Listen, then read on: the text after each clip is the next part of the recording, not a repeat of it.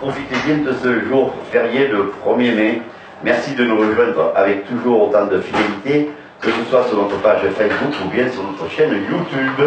On en parle de Nîmes. Émission spéciale aujourd'hui au Prolet. En effet, 110 ans, cela se fête. Merci de nous recevoir dans ce lieu emblématique. Marc Grimaud, bonjour. Bonjour. Et Patrice Charrier. Bonjour. Donc, responsables tous les deux administratifs du Prolet, que les Nîmois connaissent bien, mais il n'y a pas que les Gardois. Il y a également tous les touristes qui arrivent de toute la France, et en particulier pour la feria. Nous avons rejoint ce matin pour cette émission Pierre Carpentier. Bonjour. Philippe Roata. André Bonois. Bonjour. Et Jean Duconstant. Bonjour avec un grain de muguet. Un grain de muguet. Et Eric. Eric, qui lui est le responsable du bar, ici même au Prolet. Bonjour. Je t'ai présenté, Dédé, il n'y a pas de souci. Bien sûr. Le Prolet, maison natale de l'écrivain, allait-il le rappeler, Jean Paulhan, n'est-ce pas, monsieur Roata? Un rappel, une rétrospective avec la création en 1908, donc 110 ans aujourd'hui. C'est l'un des bars les plus anciens de Nîmes. Ce lieu devient partie intégrante de la ville de Nîmes, doit au Prolet un peu ce que fait sa personnalité urbaine, on peut le préciser. C'est en 1908, le 27 septembre, d'après le texte de la Maison du Prolétariat. C'est une coopérative ouvrière et socialiste. 1939-1944, le Prolet occupé, malgré l'occupant et la libération le 24 août 1944, le Prolet est toujours resté la maison du prolétariat. Alors, Marc, parle-nous un petit peu du Prolet, de ce qu'il a vécu, mais surtout ce qu'il va vivre, le présent et le passé, c'est ce qui nous intéresse le plus. Tout en gardant quand même les racines du Prolet. Oui, alors, le Prolet, nous avons effectivement, nous avons fêté les 110 ans. Il faut rappeler que nous avons fêté les 100 ans du Prolet toute une semaine. Grande animation, nous avons eu des milliers de personnes, et je n'exagère pas, qui ont traversé la cour du Prolet. Eric peut en témoigner ce jour-là, cette semaine-là. C'était une affaire très importante. De la culture, de la musique, des événements très importants. Donc nous avons considéré que, compte tenu de la configuration du prolétariat, les 110 ans du Prolet, avec cette année où on fête la révolte, mai 68, la révolte des vignerons. Il y a aussi, comme oublié, la guerre de 14-18, où on va aussi en parler. Donc nous avons organisé, à partir de tout ça, un certain nombre d'initiatives. Et nous en débattrons tout à l'heure, si vous voulez. Tu as bien raison. Donc, moi, ce que je voulais parler quand même, c'est de ce côté festif. Et c'est ce côté où vous accueillez, Patrice, tous les festailleurs, comme on dit dans le Gard, qui viennent pour les férias, mais il y a également un bon nombre d'animations et d'expositions. Ça, c'est important pour les artistes. Oui, donc en 2008, donc au 100 ans des Prolets, a été créée une association, les Amis du Prolet. Cette association a eu pour but d'organiser des animations culturelles qui puissent permettre aux gens de la culture de Nîmes de pouvoir exposer gratuitement au Prolet. Donc nous avons une exposition toutes les 3 semaines qui permet de faire connaître des jeunes artistes et en même temps de faire des expositions d'artistes chevronnés. Donc là, nous avons sur les murs actuellement Guy Ponce, qui est un habituel du Prolet, mais nous avons aussi eu Arnaud Meunier qui est venu exposer, un jeune de Lodey, qui a exposé donc ses dessins et qui a eu un grand succès. Donc voilà, nous avons la volonté de pouvoir faire en sorte que le Prolet accueille gratuitement des artistes pour pouvoir exposer. En même temps, Eric, lui, au niveau de cette animation, travaille sur des animations musicales et on essaye de faire un vernissage et puis aussi un spectacle qui permet de faire en sorte que les gens se retrouvent bien au Prolet. Le Prolet a 2 vies, on peut dire, la vie d'hiver, où il se passe donc la vie dans ce bar, et puis l'été, dans les jardins du Prolet, et nous avons la chance de pouvoir utiliser ces deux possibilités importantes. Voilà, donc cette année, comme vient de le dire Marc, c'est une année très très particulière par rapport aux animations, on y reviendra sûrement, mais en sachant que c'est une année particulière aussi parce que tous les 2 ans nous faisons un prix du Prolet. Le prix du Prolet qui est doté de 1 000 €, qui félicite un artiste qui aura été retenu par un jury sur un thème. Donc le thème de cette année, c'est les révoltes et les révoltés. Et parce que nous avons pensé que 2018 allait fêter beaucoup d'événements comme la révolte du Vigneron et mai 68 par exemple. Mais oui, alors justement, donc on va en parler. On sait que le Prolet en 1960 s'ouvre sur toute la ville de Nîmes. Mais est-ce que nous pourrions revivre une année telle que nous avons vécu 1068 pour ceux qui l'ont connu? Alors, je vais poser la première question à Pierre. Est-ce qu'on peut, oui, je sais pas, d'abord un hommage au Prolet. Moi, je suis plutôt tendance droite, mais je me rappelle de certaines années de jeunesse où il y avait véritablement sur Nîmes deux camps. Il y avait le Prolet et le Napoléon au Victor Hugo. Donc on voyait des gens du Prolet venir un peu au Napoléon et nous on s'amusait aussi à traverser, mais toujours dans une ambiance très sympathique, le Prolet. Mai 68, est-ce qu'on peut renouveler un mai 68? Je ne sais pas. Aujourd'hui, ce qui se passe, c'est que la situation en mai 68, c'était que véritablement, il y avait tout le contexte des ouvriers qui étaient aujourd'hui, où est-ce qu'on en est, je ne sais pas. Moi, ce qui me reste de mai 68, il y a encore des traces aujourd'hui de mai 68, notamment au niveau de l'éducation, et qui m'a beaucoup perturbé, et qui me perturbe toujours encore. Maintenant, après, chacun avait la liberté de penser ce qu'il avait à penser. C'était la phrase qui sort de 68, qui disait « il est interdit d'interdire ». Interdit d'interdire, notamment au niveau de l'éducation. Je crois que ça a fait beaucoup de mal depuis. Alors je vais lancer un peu le débat, mais voilà. À côté de ça, il y avait certainement des choses à dire, mais aujourd'hui, le interdit d'interdire au niveau de l'éducation a fait qu'aujourd'hui, peut-être que les traces de cette règle-là a laissé des séquelles, à mon avis. Pour le laxisme, tu voulais dire? À mon avis, oui. C'est-à-dire pour le laxisme? Le fait d'interdire a fait que mai 68, qui a été une ouverture vraiment de liberté d'expression, s'est généralisé ensuite à toutes les années dans toutes les façons de faire, notamment au niveau de l'éducation, qui me gêne un peu par rapport à l'éducation de nos enfants, toutes les générations depuis 68. On va donner la parole à Dédé, à André Bonora. Alors moi j'ai vécu le mai 68 à Marseille, parce qu'à l'époque j'étais en 4e ou 3e, je crois, tout ça. Et donc tu avais 25 ans. Voilà, exactement. C'est jeune. J'avais retrouvé 10 ans. Non, mais. Et je me rappelle que moi j'ai vu le départ de mai 68 par les collèges d'enseignement technique. Exactement, non pas par les ouvriers. Voilà. Je voulais le préciser parce que, Pierre. moi j'étais dans un lycée, parce qu'à l'époque on avait un lycée à partir de la 6e, et je me rappelle que c'était les jeunes du collège d'enseignement technique qui étaient venus en mobilette devant le lycée et qui avaient cadenassé et mis des antivols sur les portails pour l'objet d'entrée. C'est le souvenir marquant que j'ai du début de 68. Après pour moi, 68 c'est pas une révolution. Ah bon? Contrairement à ce pour moi, c'est pas une... C'est des petites réformes. Enfin,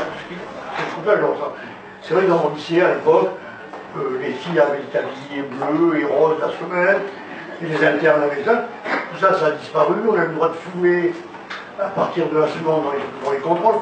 Il y a eu un peu de liberté.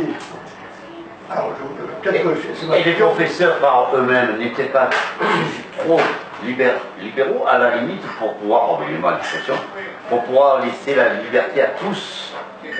Alors, tous se faisaient n'importe quoi. Je ne sais pas, est-ce que vous pouvez en parler?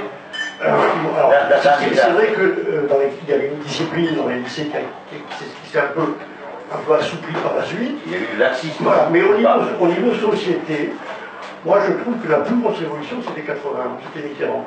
Ah bon? Je trouvais qu'il y a eu plus de réformes qui ont changé la société sous Mitterrand qu'en 68. Oui, Patrick, si tu voulais dire quelque chose. Je crois qu'il faut ramener dans le contexte, mai 68, c'est d'abord une société qui va mal. Une société qui va mal parce que la famille, tout ça, on voit bien qu'il y a des choses qui prennent du retard. L'éducation sexuelle, par exemple, personne ne connaissait rien, personne n'en parlait, tout ça, on sentait bien que ça n'allait pas. Et donc il y avait quelque chose qui, dans les mœurs, était en train de bouger. Et la chose fondamentale aussi, c'est une révolution importante dans l'entreprise. C'est-à-dire que dans l'entreprise, il se passe quoi? On a un paternalisme, un patronat paternaliste qui gère en plus son entreprise comme on le gérait pendant des années, et il sort avec quelque chose qui dit, à un moment donné, ça suffit, on veut une partie prenante. Et donc, ce lien entre ce qui s'est passé dans les lycées, dans les universités, et ce qui s'est passé dans les entreprises se traduit dans les grandes manifestations de mai.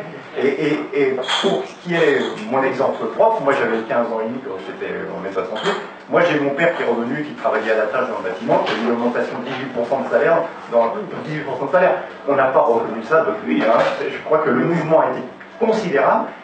Il y a ceux qui ont pensé que la révolution n'a pas été assez loin, hein. Il y a eu un vrai débat là-dessus, et puis il y a ces ouvriers dans les entreprises qui ont considéré qu'ils ont eu les comités d'entreprise, les CHSS, les augmentations de salaire, la troisième semaine de congé, tout ça, ça a été considérable. Donc il s'est passé une analyse de ces mouvements-là différente selon où on était. Donc une révolution normale et obligatoire. Très rapidement, je reflète ce que je disais tout à l'heure, c'est véritablement quand tu posais la question, est-ce qu'on peut revivre 68 aujourd'hui? Je reviens sur ce que je disais en 68, véritablement le mouvement est parti par les étudiants, mais véritablement ce qui a fait exploser, qui a déclenché le mouvement de 68, c'est qu'il y a des ouvriers derrière qui ont suivi. Aujourd'hui, le contexte des ouvriers, moi je suis chef d'entreprise, c'est pas du tout le même contexte qu'en 68. Donc on ne pourrait pas revivre mai 68. Voilà. On peut revivre peut-être un mouvement d'étudiants qui fait avec actuellement, parce que de toute façon les étudiants ça a toujours été comme ça, on dit tout passé, un peu revendicatif, et peut-être l'aspect cheminot, et aujourd'hui l'ambiance au niveau des entreprises n'est plus du tout la même que ce que c'était en 68. Il faut le reconnaître, voilà, et ça, c'est pour ça qu'on ne peut pas revivre le terreau qui était en 68, et ce qui est parti, c'est justement les étudiants, mais qui après, c'est les ouvriers qui ont apporté l'étincelle et la force de 68. Alors, et attends, il faut quand même remettre les choses dans leur contexte. Actuellement, les choses ne vont pas très bien en France. On a un gouvernement qui il n'y a qu'à voir avec la SNCF, il n'y a qu'à voir avec les étudiants. Bon, il ne reculera pas, Macron, ça on le sait. D'abord, il a affirmé. Donc, il est difficile de revivre. De Gaulle, à l'époque, était parti pendant quelques jours, s'était absenté. Il faut quand même le signaler parce qu'il était débordé. Ça a duré un mois. Alors, je pense qu'actuellement, la vie est tellement compliquée qu'on n'arrive plus à rassembler comme on rassemblait et sur un long terme. Parce qu'il ne faut pas oublier que 68, c'est fait un peu crescendo, c'est-à-dire les lycées, les étudiants, les ouvriers, et au fur et à mesure, le pays s'est bloqué, mais ça s'est fait en augmentant tout ça. Alors que là, je pense que les gens se disent, oh, un jour, 2 jours, 3 jours après, moi j'ai ma famille à nourrir. Ben, c'est compliqué de se rassembler et je pense que le militantisme comme avant, ça n'existe plus. On n'arrive pas à regrouper les gens pour dire, allez, on va jusqu'au bout. C'est plus difficile. La force des ouvriers en 60 ans. Donc on va laisser la parole. Et on sait quand même que les syndicats étaient importants, peu importe de les nommer, mais ils étaient importants. Que sont-ils? Est-ce qu'ils sont représentatifs à l'heure actuelle? Parce qu'on sait qu'il y a quand même des difficultés. Je te laisse le micro, Philippe Orata, et ensuite à Jean-Luc, mais avant, il y a Marc. Oui, il faut rappeler quand même que sur Nîmes, nous avons fait un travail sur mai 68, nous avons fait une exposition et un débat. Il faut se rappeler quand même que sur Nîmes, le nombre d'entreprises de vêtements, de chaussures, de travaux publics était important. Aujourd'hui, ça n'existe plus. Si on enlève la mairie de Nîmes, la DDE, l'hôpital, il n'y a plus d'entreprise. Donc, ça modifie un certain nombre de choses. Hein. Le rapport des forces, il n'est pas tout à fait le même. Qui englobe la mairie, la mairie, on ne peut pas dire que ce soit une entreprise qui puisse faire des... Oui, c'est pas différent. C'est une entreprise, je parle d'entreprise, je parle de l'hôpital, oui. je parle de de l'EDF. Tu parles des fonctionnaires. Des fonctionnaires. Je parlais également des entreprises locales qui étaient là, qui fabriquaient. Il n'y a plus d'entreprises. Et ça, effectivement, par rapport au rapport de la classe ouvrière, c'est tout à fait différent. Eric, tu voulais dire quelque chose? Non. Non, il voulait rien. Attends, Philippe et Jean-Luc qui n'ont rien dit pour le moment. Philippe Roata, le grognard de l'équipe. Le grognard. Ce que je veux dire, c'est que les 110 ans du prolet, on ne peut pas les réduire à mai 68. Hein. Aujourd'hui, on n'est pas en mai 68 et ça n'a rien à voir avec mai 68. J'avais 20 ans, je sais où j'étais. Les 110 ans, j'étais en Seine-Saint-Denis, les 110 ans du prolet, c'est quand même extraordinaire, c'est de considérer que cet établissement-là, cette maison-là, a vécu toute l'histoire des luttes sociales depuis 110 ans. Il a dû s'en passer des choses ici. Secret public, machin, des soutiens, là on voit Malek Margouti là, qui est en photo. Là. Mais il s'est passé toute la fraternité. Alors, moi ce que j'aime aujourd'hui au prolet, qu'il est aujourd'hui, c'est que il faut que ça devienne, c'est pas simplement le siège du PC, le siège de la Fédération communiste, c'est un endroit chaleureux, fraternel, où on doit pouvoir venir, quel qu'on soit, même si on n'est pas communiste évidemment, c'est un lieu où on doit pouvoir venir voir des expositions, donc c'est un lieu culturel, c'est un espace convivial, on peut venir boire un pot, quand on a mangé à midi, on a déjeuné, là on était vachement bien. Pour le premier mai, c'est sous le soleil, donc je pense qu'aujourd'hui il faut que le prolet soit ouvert, qu'il rentre dans un 21e siècle où c'est pas simplement la citadelle assiégée du communisme français, mais un lieu historique de Nîmes. Et tu crois que c'est le cas finalement ou pas? Non, aujourd'hui ça s'ouvre, on voit bien que ça s'ouvre. Il y a on le voit bien, il y a des expositions, il y a de la musique, il y a des... Bon, c'est une institution dans Nîmes, et il faut que les Nîmois le sachent, mais ils le savent, parce qu'à la feria, quand même, quand on vient à la feria au prolet, on ne peut plus passer, on ne peut plus se bouger, il n'y a pas que des communistes. Mais ce que je veux dire, c'est que le prolet, d'abord c'est la maison natale de Jean Paulhan.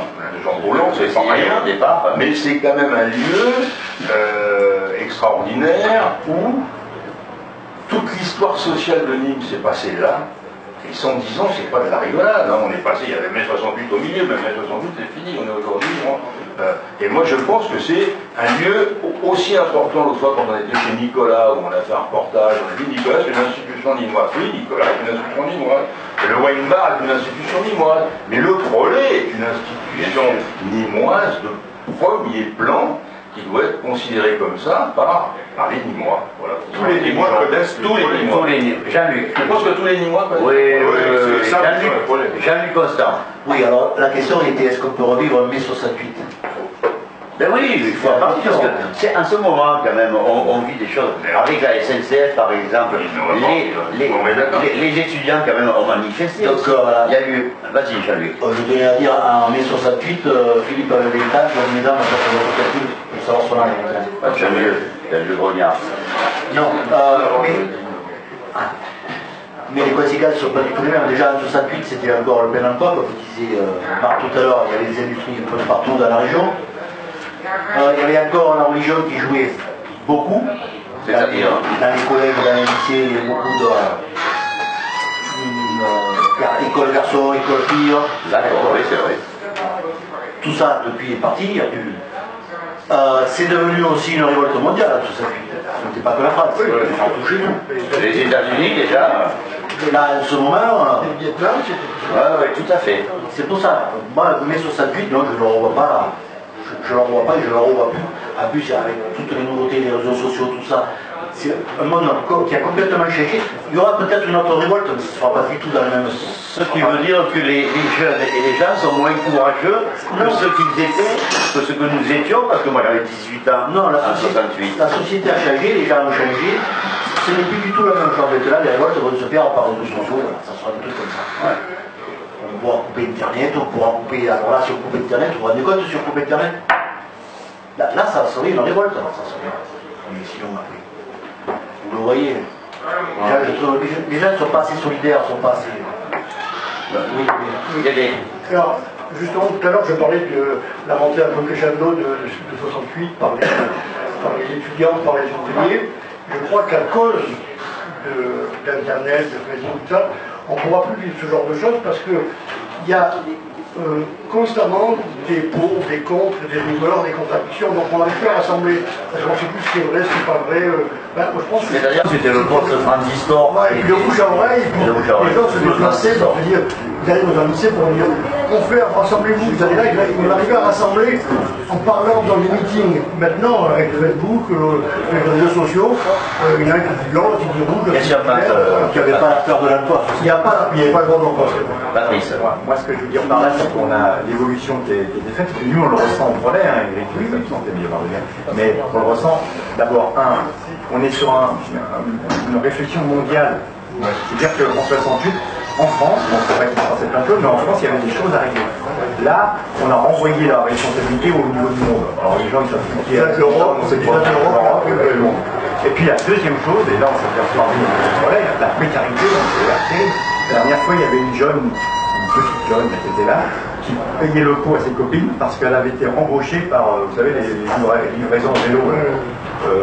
J'ai pas voulu la décevoir, mais c'est 5 € la course.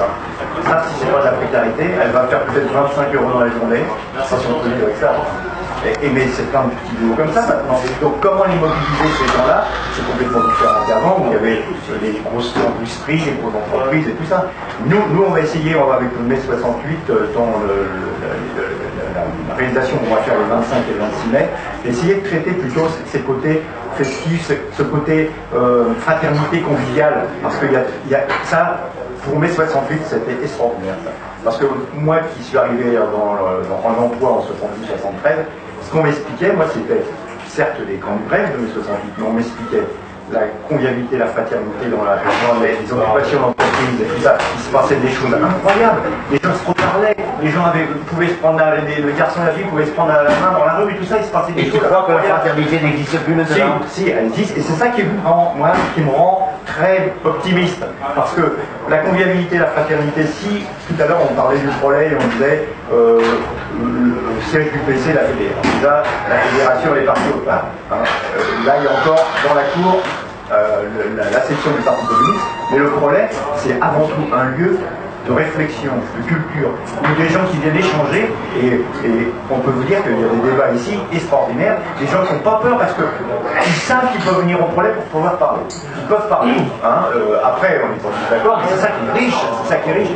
Et c'est ça qu'on veut essayer de faire avec nos expos et tout ça, débattre. Avec Marc, on rigole des fois parce qu'il y a une exposition, il y a un peintre qui vient, il y a ceux qui trouvent les tableaux super, les autres disent mais c'est quoi ce truc, c'est nul et tout ça. Et là il y a le débat, c'est ça, et on peut discuter tout, c'est ça qui est bien. Et il n'y en a plus beaucoup de lieux comme ça, de pouvoir discuter. Il n'y a pas de lieu comme ça pour voir. Marc, qu'est-ce que tu voulais rajouter? Moi je vois quelque chose quand même qui me fait plaisir, c'est ce livret que tu as, la maison du prolétariat et les statuts. Parce que c'est important quand même. Ils ont été créés en quelle année ces statuts? Ces statuts ont été créés il y a 110 ans. Ce sont les statuts d'origine, où à l'époque c'était la SFIO qui gérait le prolétariat. Où si on lit quelques articles, en fait c'était un lieu où on redistribuait de l'alimentation dans des conditions normales. Alors je n'ai pas vraiment lu, mais bon, tu peux relire l'article premier. L'article premier, il est formé entre tous les sociétaires et tous ceux qui seraient ultérieurement amenés à cette société coopérative de personnel à capital variable. Donc elle a pour but de fournir à ses associés seulement des marchandises de bonne qualité, de réaliser du bénéfice de ses membres et dont l'intérêt de toutes les œuvres utiles à l'émancipation des travailleurs. Ce qui veut dire, vous étiez les précurseurs des Restos du Gard. Des Restos du Cœur, pardon. Et du Gard. C'est ça, tout à fait ça. Donc ensuite, bon, effectivement, le prolet s'est modifié, puisque le prolet a acquis cet immeuble. Il était locataire de cet immeuble depuis de nombreuses années, mais le prolet a acquis cet immeuble, la maison du prolétariat, en 1978. Donc depuis 1978, la coopérative du prolétariat est propriétaire des lieux. Voilà. C'est la coopérative du prolétariat qui est propriétaire des lieux. Donc, et vous deux, vous êtes responsable financier, administratif, qu'est-ce que vous faites? Quel est votre rôle au sein du prolet? Bon, Marc est donc le président de la coopérative, et moi je suis membre du conseil d'administration. Tout le monde est bénévole. C'est-à-dire aux personnes, c'est ce qui est bien avec le projet, c'est qu'au moins personne ne doit prendre des dividendes. Parce que c'est quand même une sacrée question, c'est enfin tout le monde. Et donc, on a du personnel, voilà, et on essaye de faire en sorte que les recettes du projet servent à payer bien sûr les salaires du personnel et puis à investir dans les locaux parce que c'est des locaux importants qu'il faut mettre toujours à jour. Et là, avec les nouvelles normes dont on a fait tout ça, on a toujours besoin de tout ça. Voilà, donc essayer de faire en sorte que le projet soit toujours à un accueil autorisé et autorisable, si je peux dire. Moi, je peux dire une chose, parce que je ne connaissais pas, avant que nous fassions ces émissions, très honnêtement, je ne connaissais pas le projet. Et j'avoue que nous avons eu cette générosité de la part de toutes et de tous, je veux dire, chaque fois nous avons été accueillis. Donc, on peut dire aux Nîmois qui ne connaissent pas le projet, parce que ça peut arriver, qu'ils viennent et ils verront, tout simplement. Oui, Dédé. Alors, moi je dis bravo s'il y a de la fraternité et de la solidarité au projet que vous réunissez, mais je ne suis pas convaincu que la solidarité existe vraiment dans la société. Parce que je pense qu'il y a justement un individualisme plus prononcé maintenant qu'avant. Et voilà, attendez pour vous s'il y a de la fraternité, mais je ne crois pas trop. En général, je trouve que les gens sont plus à individualistes également. Et plus à ne pas voir ce qui se passe. Et, je sais pas, c'est un peu chacun pour soi, je pense. Et alors peut-être c'est dû au manque de travail, au besoin de vivre, de manger, tout ça. Donc c'est chacun pour soi. Peut-être un manque d'éducation aussi. Aussi, mais je pense que quand il y a danger, c'est chacun pour soi. C'est un peu ça, voilà. Mais c'est dommage, je ne partage pas ce sentiment, parce que le danger, il faudrait être plus solidaire. Philippe, ce qui est intéressant, c'est que des lieux comme ça, moi qui viens au nord de Montélimar, c'est-à-dire le nord, la Seine-Saint-Denis. Ici, c'est quand même dans le Midi qu'on produit des lieux comme ça, des lieux qui sont globaux, c'est-à-dire où on peut déjeuner, où on peut boire des pots, où on peut voir des expositions. Ça existe, moi j'ai connu ça à la Ciotat, mais à l'Est, il y a des zones pour les salariés également. À l'Est, mais probablement dans le Sud, je veux dire, ça n'existe pas dans le Nord, ça. Dans le Nord, ça n'existe pas. Il n'y a pas de cercle. Donc le prolétariat n'a-t-il pas été créé parce qu'on prend du côté d'Alès parce que c'était un pays minier peut-être. Donc on sait très bien que la CGT à l'époque était très forte et très solidaire. Maintenant, les choses ont évolué. Donc n'est-ce pas à cause de cela qu'on a créé le prolet également du côté d'Alès et pourquoi pas avec les retombées sur Nîmes. Moi je pense que si j'ai bien compris l'histoire du prolet, c'est que pour les gens qui connaissent bien l'histoire de ce sud de la France, c'était qu'il y avait beaucoup de misère. Il y avait besoin d'une entraîne énorme. Pour ça, est-ce qu'on a créé ces maisons du peuple, parce qu'il y avait un vrai problème de misère. Les gens, il y avait la mine. Et puis après, il ne faisait pas grand-chose, c'était de la culture, tout ça, et les usines sont mises en place, mais en 1907, on crée ça, il y a beaucoup de gens qui travaillaient pour le gym, là, ici, tout ça, on voyait bien, et quand je regarde, moi, l'histoire, parce que moi, je ne suis pas venu non plus, quand je regarde l'histoire, je vois des gens avec des conditions de travail très très dures, donc il y avait besoin de ces lieux, à mon avis, qui étaient importants. En région parisienne, moi j'y viens de la région parisienne, là il y a une concentration bien beaucoup plus importante, donc c'était pas la même chose. Je pense que là, ici, il y a toujours eu, et puis peut-être une chose aussi, parce que pour moi je trouve que le projet, son trésor c'est la cour, c'est le jardin, et je pense que ici les places publiques c'est très très important. Et ce que je me suis aperçu quand je suis arrivé là, c'est pas si facile de rentrer chez les gens, mais par contre se retrouver sur les places pour boire un pot, il n'y a aucun problème, tout le monde se retrouve là. Et peut-être qu'il y a ça aussi qui fait qu'il y a une histoire qui s'est passée différente que dans le Nord, alors que si on va vraiment dans le Nord, là aussi c'est complètement différent. Il n'y a pas beaucoup de place, mais la porte s'ouvre tout de suite. C'est des gens qui vivent différemment selon le travail et puis le climat aussi peut-être. Bien sûr, parce que nous, ça nous permet d'être à l'extérieur. Oui, Patrice. Oui, et puis le problème, c'est quand même un lieu mythique où on a pleuré, on a rigolé. On a pleuré lors des soirs d'élection et on a fait la fête lors des soirs d'élection.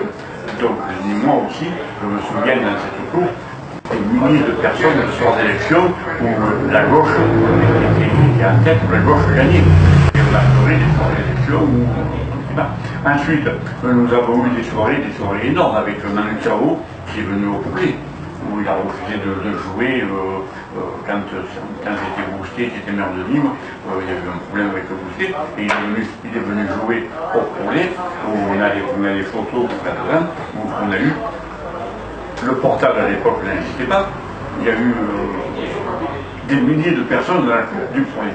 Donc, le problème, c'est un lieu mythique et il faut le conserver. On le conserve tout l'été, avec tous les vendredis soirs, des soirées de spectacles, des animations culturelles, etc. Ça, faut le préciser. Puis il y a même le karaoké, vous avez le karaoké maintenant, au moins une fois par mois ou 2 fois par mois. Mais est-ce qu'en 1981, lorsque le Parti Socialiste a pris le pouvoir, vous avez fait la fête également? Oui. Je pense que oui. Bon, nous, on considérait qu'effectivement, que la gauche gagne, c'était important. C'était un programme commun.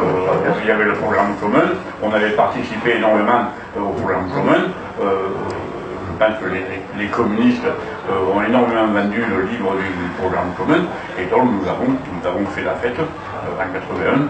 Pour l'élection de François Mitterrand. Bon, c'était bien de le préciser, c'était une question un petit peu provocatrice, mais si nous ne sommes pas provocateurs, qu'est-ce que nous va devenir? Oui, Pierre. La question provocatrice, c'est plutôt et en 83. Et alors? Là, oui. En 83, maintenant l'histoire a montré que personne ne pouvait faire la fête, c'était la catastrophe qui commençait. Bah, il a bien répondu, il a bien répondu. C'est vrai qu'il faut reconnaître, moi j'étais à la campagne, j'étais à la campagne de Jean Bousquet à l'époque, mais il y avait quand même un grand bonhomme qui était communiste, qui s'appelait Mimi. Émile Jourdan. C'était même pas Émile Jourdan, c'était Mimi. Oui, je m'appelle. C'était dans le cœur des Nîmois, c'était Mimi, et c'était un type qui était remarquable. Moi j'avais mes convictions, et ben j'ai échangé avec lui, avec sa voix rock et sa pipe, et on arrive à échanger, et c'était un type qui a fait beaucoup pour Nîmes, on peut rendre aussi hommage. Bon, il y avait peut-être besoin de rajeunir et de redynamiser Nîmes, donc moi j'ai la conviction que Jean Bousquet a fait beaucoup de choses pour relancer Nîmes, mais je conçois, voilà. Mais je rends un hommage ferme et fort à Émile Jourdan. Mais il faut quand même aussi, ensuite je laisse la parole à Philippe, il faut quand même nous rappeler qu'en 1995, c'est la gauche qui a pris le pouvoir ici à Nîmes. Mais pour quelle raison a-t-elle pris le pouvoir? Parce qu'il y avait Jean Bousquet qui se bagarrait avec Camille Lapierre, tout simplement. Donc est-ce que la gauche pouvait apporter quelque chose de plus? Est-ce qu'a apporté Alain Clary, que j'aime particulièrement, avec qui nous avons beaucoup travaillé? Philippe, oui? Non, je veux dire, je réponds à qui dit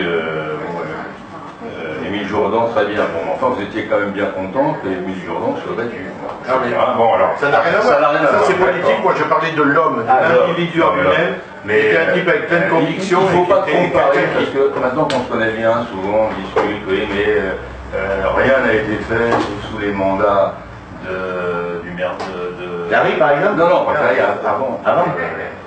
Mais non, avant, Jourdan, rien n'a été fait du temps de Jourdan, vous dites, mais il ne faut pas comparer des choses incomparables. Il n'y avait pas de décentralisation à l'époque. La décentralisation, elle est venue en 1977. On ne faisait pas ce qu'on voulait quand on n'était pas dans un cycle de décentralisation. Alors, c'est pas la peine de remonter une règle. Est-ce que les mandats de Jourdan étaient bons ou pas? Bon, moi je m'en fous. Aujourd'hui c'est fini. On est dans une phase nouvelle aujourd'hui, je veux dire. Nous sommes au 21e siècle. Pendant les mandats de Jourdan, la décentralisation était pareille à Nîmes comme à Montpellier, sauf que Nîmes n'avançait pas et Montpellier avançait. Oui, mais on sait très bien que Frêche était quand même un précurseur. Ensuite, ça a été quand même quelqu'un. Non, mais il faut qu'il. Ça n'empêche pas de rendre hommage à Émile Jourdan. Bien sûr, je t'en les porte. Donc, alors, oui, tu voulais réagir, Patrice? Oui, mais je pense qu'on ne peut pas comparer Nîmes à Montpellier. Il faut quand même se rappeler, quand Émile Jourdan a gagné la mairie, la situation dans laquelle elle était. Après Bertaillade, quand même. Rappelez-vous quand même, Pablo Neruda était arrêté depuis des années. C'est quand même Émile Jourdan qui a repris Pablo Neruda, on a remis en place Pablo Neruda. La première zone de pétrole sur Nîmes, qui existe encore d'ailleurs, qui n'est pas dégradé, qui n'est pas. C'est quand même un milieu journal. Alors, j'aimerais vous poser une question. Oui, attends, 2 secondes. Pourquoi le Parti communiste a perdu Nîmes? C'est pas le Parti communiste. C'est la gauche, c'est la gauche. Mais plus particulièrement dans le Parti communiste, parce que les journaux étaient. Oui, effectivement, Émile Join, c'était le communiste. C'était la locomotive du Parti communiste. Tout à fait. Et bon, on avait gagné en mairie avec le ministre de l'Union aussi. Oui, non, mais d'accord. C'était quand même lui qui était la figure emblématique. Tout à fait. Mais bon, ensuite, il y a eu des problèmes avec les socialistes, il y a eu des problèmes avec d'autres personnes. Et la cuisine électorale. C'est difficile. Oui, je pense que c'est la même histoire. Très bien. Oui, vas-y. Je pense que c'est une histoire à la droite comme à la gauche. Si j'ai bien compris, la droite a la perdu parce qu'elle était divisée. La gauche a perdu parce qu'elle était divisée, parce que c'est toujours comme ça que ça se passe. Cette restauration. Bien, parlons un petit peu du Prolet, parce que nous sommes là pour ça. Les 110 ans du Prolet, les 8, 9 et 10 juin 2018, donc fête du vin, révolte des vignerons, et ça vous y tenez, et vous avez particulièrement raison. Et un grand banquet qui se déroulera le 10 juin. Alors qu'est-ce qui va se passer? Parle-nous-en s'il te plaît. Tout d'abord, on est content parce que c'est Eddy qui nous a encore préparé cette affiche. Eddy Ponce, bien sûr. Et donc, on est parti sur l'idée pour parler des révoltes. Et à partir de ce moment-là, quand on a fêté les 110 ans, on a mis le thème des révoltes parce qu'on s'est aperçu 1907-1908, la révolte des vignerons. Et en lisant et tout ça, on s'est aperçu qu'à Nîmes, il s'est passé des grandes manifestations, même si Béziers, Narbonne et tout ça, c'était important. Et puis nous, qu'est-ce qui fait la force du Prolet? C'est nos vignerons, c'est ceux qui nous amènent le vin, qui nous le vendent, et qui nous le font boire, et qui nous font goûter, et c'est magnifique. Donc on s'est dit, on va faire quelque chose en leur hommage. Donc les 110 ans du Prolet, c'est toute l'année, mais il y a 3 jours particuliers où on veut essayer de faire. Donc, les 3 jours, donc le 8 juin, on fait la fête du vin. On est en train de contacter tous les vignerons du coin pour leur dire venez avec votre vin, on va faire la fête. Et puis on aura une grande soirée musicale et tout autour du vin. Donc voilà. Le 9 juin. Le 9 juin, le 8 juin dans la cour. Le 9 juin, la révolte des vignerons. Le matin, on a Michel Boissard qui vient en historien nous expliquer qu'est-ce qui s'est passé en 1907-1908. Accompagné d'une historienne et petite fille d'un écrivain qui a écrit un livre sur la révolte des vignerons. Donc toute la matinée, ça sera l'histoire. Et l'après-midi, ça sera les vignerons d'aujourd'hui qui viendront expliquer leurs problèmes, parce qu'ils n'en sont peut-être pas à la révolte de 1907, mais ils ont des énormes problèmes avec les vins d'importation et tout ça. Ils vont nous expliquer. Et puis les progrès qu'ils sont en train de faire, parce qu'ils font des progrès extraordinaires. Je trouve que moi qui étais dans le Nord, quand on parlait du vin du Sud, on disait et maintenant je trouve qu'il y a des vins extraordinaires. Et ce grand banquet, qu'est-ce qu'il va se passer? Le grand banquet, on sera dans la cour, et là on fête les 110 ans, où on se retrouve tous avec les vignerons, avec tous les gens qu'on va inviter. On peut venir, il suffit de payer, je ne sais plus combien on va faire le repas, mais 15 à 20 €, mais il faut quand même payer, et on fera la fête tous ensemble pour les 110 ans.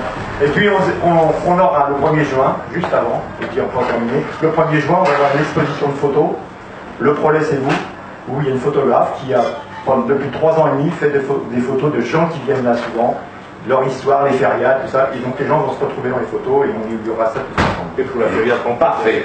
Par contre, on a quand même oublié, nous sommes dans un pays minier, nous avons quand même oublié tous ces gens de la mine qui ont bossé, qui se sont battus, parce que là, les syndicats étaient forts à l'époque, et donc ils ont obtenu beaucoup de satisfaction. Après, les autres gouvernements leur ont enlevé ce qu'ils avaient récupéré, on va en parler 2 secondes, puis ensuite on clôturera. Alors pour ce qui est de la mine et tout ça, tu l'as dit tout à l'heure, il y a le Prolet d'Alès, et moi je pense que le Prolet d'Alès est mieux placé encore que nous pour parler des mines, parce qu'il est au cœur de ça, donc je pense que les amis là-bas ils sont en train de parler. Très bien, mais écoutez, nous allons oui, vite fait.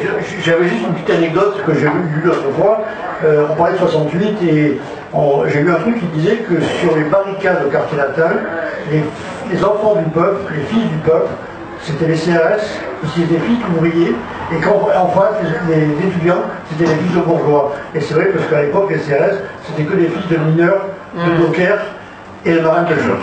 Et puis on pourra en parler des dockers, mais sachez quand même que une seule année où il n'y a pas eu la feria, c'est en mai 68 ici à Nîmes. en mai 68, il n'y a pas eu de feria. Ah bon? Ah ben non. Sachez-le que la feria a été annulée ici à Nîmes en mai 68. Pour la faire. Mais voilà, mais c'est la seule année où elle a été annulée. Voilà, écoutez, En 2018, il y aura la feria. il y aura la feria.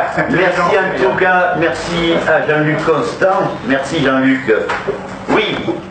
Que dans les villages de Gardois, il y a encore des petits problèmes. Il y a encore pas mal de cercles. Tu as bien Par raison. exemple, de Tézier, tout ça, oui. C'est ça qui est important. Les bistrots des villages. Tu as bien raison. Merci Philippe Roata, le fameux Rognard. Comment tu l'appelles toi? Rognard. Moi, je dirais le broyard du 9-3. Merci Dédé, toi aussi Pierre. Et puis, de gauche ou de droite, de rouge ou bleu, de quelles que soient les couleurs, aimez-vous les uns les autres. Tu as bien raison. Merci Patrice de nous avoir reçus ici même. Merci à vous et puis on vous invite à toutes les dates, vous les avez, hein, j'ai vu que vous avez bien tout. Ah, moi j'ai dit on a toutes les dates. Donc sachez le 8, le 9, le 10 juin, ici même au Prolet, hein, rue Jean Ropaul à Nîmes. Merci également à toi Marc de nous avoir reçus parce que ça fait quelques émissions que nous faisons ici au Prolet. Grâce à Benjamin. Grâce à Benjamin, j'allais en parler. Grâce à Benjamin. Moi on m'a dit tiens ça y est, t'es parti, tu es communiste maintenant? Non, je suis toujours communiste et je le resterai, mais j'avoue que j'ai beaucoup aimé l'accueil que nous avons et la philosophie des communistes tout simplement. L'aspect humain. Eh bien, merci et à très bientôt nous serons. Merci. Merci à toi Benjamin Baron. Bonne continuation, bon 1er mai et puis restez-nous fidèles. À très bientôt. Bye bye.